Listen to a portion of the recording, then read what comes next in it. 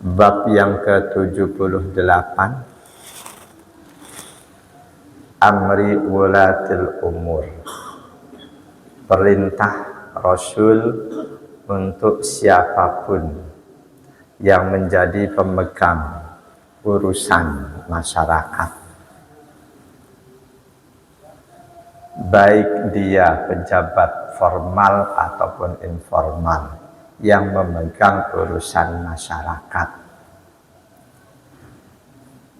Hadis yang ke-655, An Abi Hurairah radhiyallahu anhu qala qala Rasulullah sallallahu alaihi wasallam, kanat banu Israila tasusuhumul anbiya. Bani Israel, di kalangan mereka para nabi seolah berantai. Seolah berantai diturunkan oleh Allah. Kullama halaka nabiyun, setiap kali satu nabi diwafatkan oleh Allah, khalafahu nabiyun, akan segera digantikan oleh nabi yang lain. Sehingga pada akhirnya mayoritas nabi untuk Bani Israel. Sedangkan untuk kita umat Islam cuma satu yang Allah turunkan, yakni Rasulullah Muhammad sallallahu alaihi wasallam. Wa innahu la nabiyya ba'di, bahkan selanjutnya beliau menegaskan tidak ada nabi lagi setelahku. Ini hadis Bukhari Muslim. Tidak ada lagi nabi setelahku.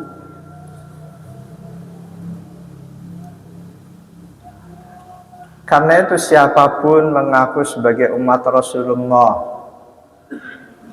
tapi kok meyakini ada nabi lain sesudah beliau, pengakuannya batil. Pengakuannya nggak sah. Penegasan beliau sesungguhnya tidak ada lagi nabi setelahku, ini menguatkan Al-Ahzab ayat 40. A'udzu billahi minasyaitonir rajim. Ma kana Muhammadun aba ahadin min rijalikum walakin Rasulullahi wa khataman nabiyyin. Wa kana Allah bikulli syai'in alima. Muhammad itu bukanlah ayah salah seorang dari kalian. Kaitannya dengan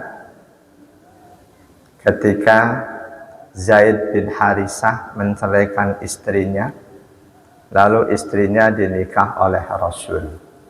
Padahal sebelumnya masyarakat luas mengenal Zaid itu bin Muhammad, anak angkat Rasul, yang selanjutnya bin Muhammad dihapus karena tidak boleh menasabkan seorang anak kepada selain ayahnya. Nah, kaitan berikutnya di ayat ini, walakin Rasulullah wa khataman nabiyyin. Tiada lain Muhammad Rasulullah dan penutup dari nabi-nabi. Dengan adanya hadis tadi, ayat ini tidak boleh ditafsirkan macam-macam. Enggak boleh difahami Muhammad itu cincin para nabi, bukan penutup. Mereka yang menafsirkan, memaknai itu cincin para nabi, berarti Rasulullah bukan penutup nabi. Ada nabi lain, sesuatu yang mungkin, kata mereka. Dengan adanya hadis tadi, wa innahu la nabiyya ba'di, itu sudah jelas, sudah sharih dan qat'i bahwa Rasulullah nabi terakhir, nabi penutup, gak ada lagi nabi sesudah beliau. Sahabat yang dikenal sebagai pakar tafsir, Abdullah bin Abbas radhiyallahu anhu, kata beliau, yuridu laulam akhtimu bihin nabiyyin la ja'altu lahu waladan yakunu ba'dahu nabiyyan. Melalui ayat ini, kata sahabat Abdullah bin Abbas, seolah-olah Allah itu menginginkan, Allah mengatakan, andaikan dia tidak aku jadikan sebagai penutup para nabi, niscaya aku akan anugerahkan untuknya anak laki-laki yang selanjutnya menjadi nabi sesudah dia, sesudah Rasulullah Muhammad. Ini kata sahabat Abdullah bin Abbas. Di balik ayat tadi Al-Ahzab 40, Allah tuh seolah-olah menyatakan seperti itu. Andaikan aku tidak menginginkan Muhammad Rasulullah sebagai penutup para nabi, niscaya aku akan anugerahkan kepadanya anak keturunan laki-laki yang selanjutnya ketika dia wafat, anak itu aku angkat jadi nabi, seolah-olah. Faktanya, walaupun Allah memberikan Rasulullah putra laki-laki, ada Ibrahim, ada Qasim, ada Ahmad, tapi semuanya diwafatkan oleh Allah di saat masih kanak-kanak. Jadi dengan ayat ini, Al-Ahzab 40 dan hadis ini, ucapan Rasul wa innahu la nabiyya ba'di, sesungguhnya tidak ada lagi nabi sesudahku. Siapapun yang mengaku sebagai umat Rasulullah harus memiliki keyakinan ini, bahwa Rasulullah Muhammad adalah nabi dan rasul terakhir. Kalau sebagai nabi saja beliau nabi terakhir, apalagi sebagai rasul. Di mana tidak setiap nabi otomatis rasul, sedangkan setiap rasul otomatis nabi. Seolah-olah pangkat kerasulan itu lebih mahal, lebih tinggi dibanding kenabian. Dalam tanda kutip, kalau untuk pangkat yang murah saja, tanda kutip nih, nabi, beliau sudah sebagai nabi terakhir, apalagi untuk kedudukan yang lebih tinggi. Jadi nggak ada teks, hadis ataupun ayat bahwa aku adalah nabi dan rasul terakhir. Nggak ada lagi nabi dan rasul setelahku, itu nggak ada. Yang ada, tidak ada lagi nabi setelahku. Tapi pemahamannya, kalau nabi saja nggak ada sesudah beliau, apalagi rasul.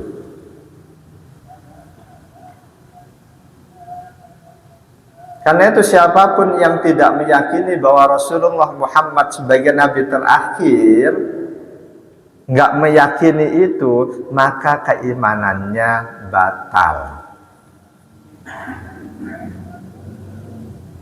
Jadi siapapun yang ingin imannya utuh, satu di antaranya wajib meyakini bahwa Rasulullah Muhammad adalah nabi terakhir.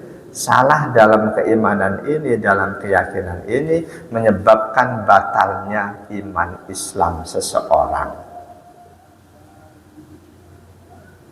Enggak cuma untuk rukun iman yang keempat, iman kepada Nabi dan Rasul, semua item rukun iman, ketika salah kita dalam memahaminya, konsekuensinya iman Islam kita gugur. Kesalahan mengimani Rasulullah Muhammad sudah terjadi. Kesalahan mengimani Allah pun sudah terjadi, bahkan lebih dulu. Kesalahan mengimani takdir Allah itu pun sudah terjadi. Otomatis hal itu harus kita jadikan pelajaran. Kesalahan mengimani Allah berupa menyamakan Allah dengan makhluknya. Menyamakan Allah dengan makhluknya. Ini kesalahan mengimani Allah. Sejak dulu sudah terjadi, berlanjut sampai saat ini, bahkan mungkin semua kekeliruan, kesalahan sampai kiamat akan tetap ada, tidak akan pernah musnah, bahkan lebih bercabang-cabang lagi.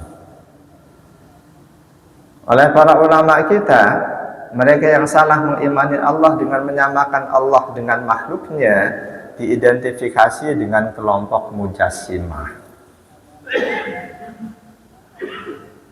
Saat ini mungkin mereka nggak menamakan diri sebagai mujassimah, tapi siapapun yang pemikirannya bahwa Allah sama dengan makhluknya, sama dengan kita, punya mata, punya hidung, punya telinga, punya tangan, dia masuk kategori itu, mujassimah, menyamakan Allah dengan makhluknya.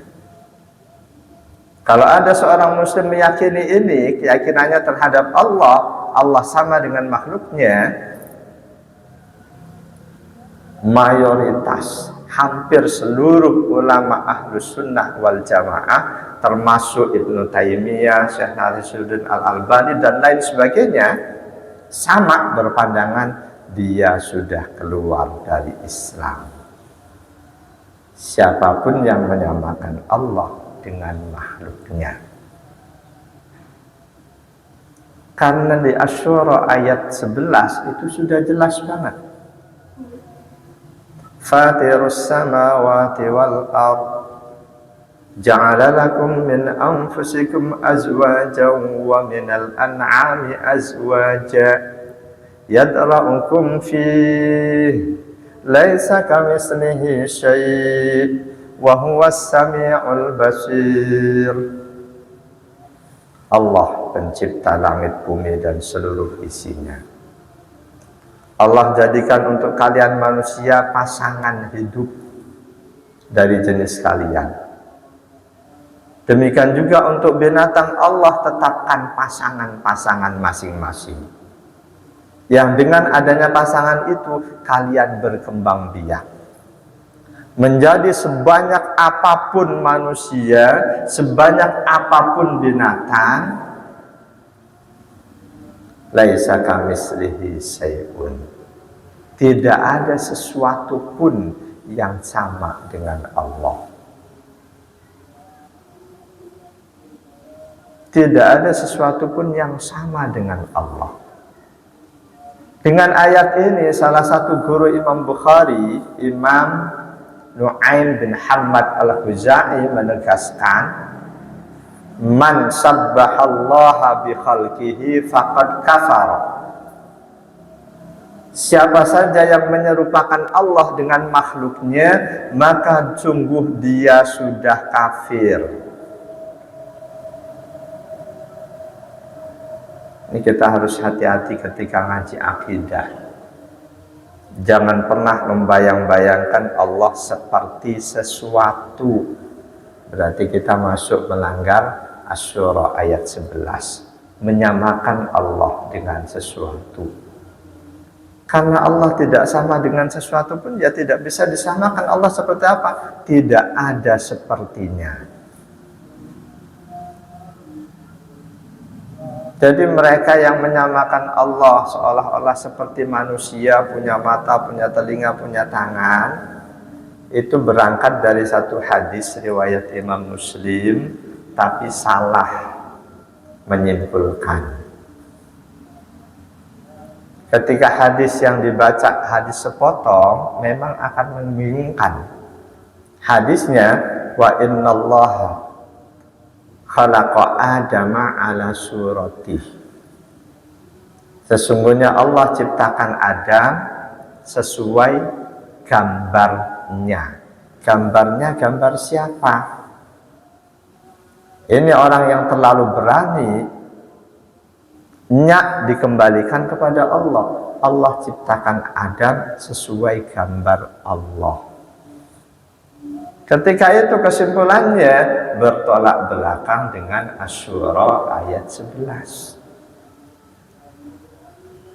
Ketika hadis itu dibaca lebih lengkap, nyak yang ada di sabda Rasul itu kembalinya ke siapa, itu lebih gampang. Lengkapnya, An Abi Hurairah radhiyallahu anhu anin Nabi sallallahu alaihi wasallam qala idza qatala ahadukum akhahu, redaksi yang lain idza daraba ahadukum akhahu falyajtanibil wajha fa innallaha khalaqa adama ala surati. Ini lengkap hadisnya. Apabila ada di antara kalian yang mau memukul saudaranya, maka hindarilah memukul wajah. Karena Allah ciptakan Adam sesuai dengan wajahnya, gambar wajah si orang yang mau dipukul. Maksudnya yakin wajah Nabi Adam sama seperti wajah kita, komposisinya ada dahi, ada alis, ada mata, ada bulu mata, ada hidung, ada mulut, dan lain sebagainya. Ini yang lebih jelas dan tidak bertolak belakang dengan Asy-Syura ayat 11. Jadi siapapun muslim yang salah dalam mengimani Allah, resikonya iman Islamnya gugur. Salah mengimani kitab-kitab Allah pun demikian. Salah mengimani malaikat Allah, ini pun sudah terjadi sejak dulu. Kafir Quraisy di antara kesesatannya, mereka meyakini malaikat sebagai anak-anak gadisnya Allah. Na'udzubillah. Salah mengimani Nabi dan Rasul Allah. Kita tahu sebelum Islam ada yang meyakini Nabi Isa sebagai anak Allah, Uzair anak Allah. Di Islam sendiri terjadi salah meyakini Rasulullah bukan sebagai Nabi terakhir. Itu termasuk kesalahan dalam meyakini rukun iman, iman kepada Nabi dan Rasul Allah. Demikian juga salah mengimani masalah kiamat. Ada muslim yang meyakini kiamat itu ketika kita mati, ya sudah itu kiamat. Otomatis itu keyakinan yang salah. Juga demikian salah meyakini takdir Allah. Itu pun resikonya iman Islam seseorang gugur. Bagaimana salah mengimani takdir? Ini kita jadi ngaji akidah ini. Orang yang meyakini semua mutlak karena takdir Allah, nggak ada pengaruhnya perbuatan kita. Ini keyakinan yang salah. Dulu ada kelompok diidentifikasi kelompok Jabariyah. Kelompok yang menafikan ikhtiar manusia, tidak mengakui adanya perbuatan manusia, semua takdir Allah. Kelompok ini ditentang oleh kelompok satunya. Kelompok yang menafikan takdir Allah, dia berpandangan semua karena perbuatan manusia, nggak ada keterlibatan Allah. Kelompok Qadariyah. Munculnya Ahlus Sunnah wal Jamaah diantaranya untuk menyatukan dua pandangan itu, bahwa yang betul semua yang ada di alam dunia ini berangkat dari takdir Allah, namun kita wajib berikhtiar, wajib